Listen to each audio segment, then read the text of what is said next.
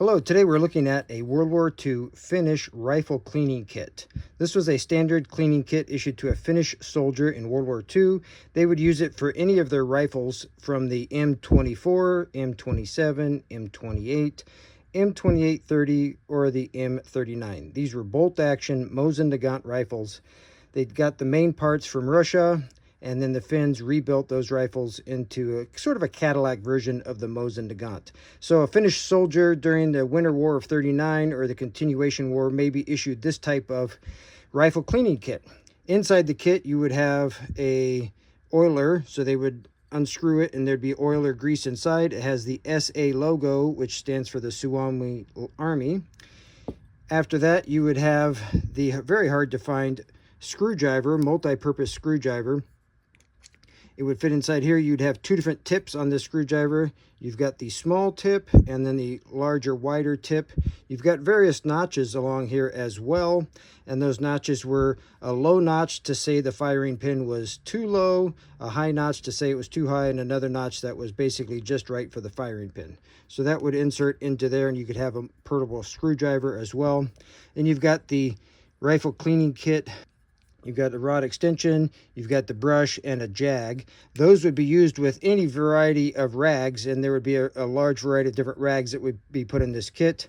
And then you've got another device here that helps go on the top of the rifle cleaning rods. This allows you to insert it on the top, and you can put the device in here, and it allows you to spin the rifle cleaning rod inside. So if you wanted to make sure the brush was spinning, you could turn it with this.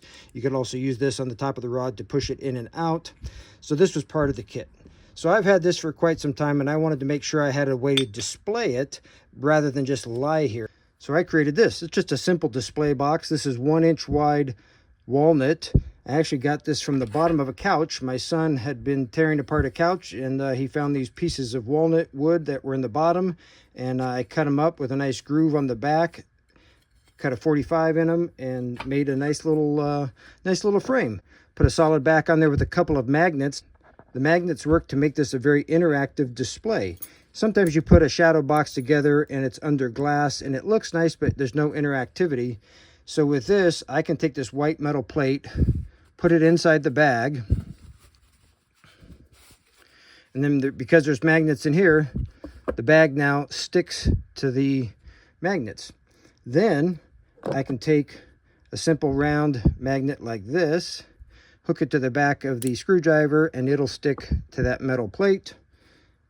Same with the oiler, a simple magnet, put it on the back of the oiler, it'll stick there, and you can still grab it and look at it if you want to, and then stick it back. For the cleaning cloths, I put a small binder clip that you would hook on paper and hook a magnet to that. It goes in there. Now for these cleaning items here, for the jag and the brush, they're brass, so they're not going to stick to metal with a magnet. So I built myself a small little wooden block out of excess walnut. It says World War II rifle kit. I used a wood burning kit to do that. I put a couple of magnets in the back, 3 holes in the top. So now you can place the rifle parts in there and it will stick to that metal plate there. And then for the final item, I could have just stuck a magnet here and stuck it on there, but I wanted to make it look a little bit different. So I came up with this excess piece of walnut here, drilled a hole in it, and I cut a nice little slot with the drill press. Put that in there, and that sticks right to the top. So now you've got this nice display kit. You can hang it on the wall, do whatever you want, and so people can interact with it. If they want to see the screwdriver, they can pull the screwdriver out, and they can play with it and look at it, and you can show them. If it was under glass, it would look very pristine, but you wouldn't be able to touch it and feel it. When I made the wood display box, I decided not to sand it at all. So it's just all in rough form, no sanding, because, you know, this is World War II stuff. I thought, you know, it should be kind of in rough condition. So this is just raw walnut. I did treat it with Tom's 1/3 mix military gunstock wax that I've used on a couple of old rifles from World War II. And I thought, yeah, that should look good on there. It gives it a nice feel, just like it would on a rifle. Used it on these other 2 parts as well. My Finnish heritage is proud to be able to have a couple of Finnish things from World War II, and this is one of those things. Sishu and go Finland.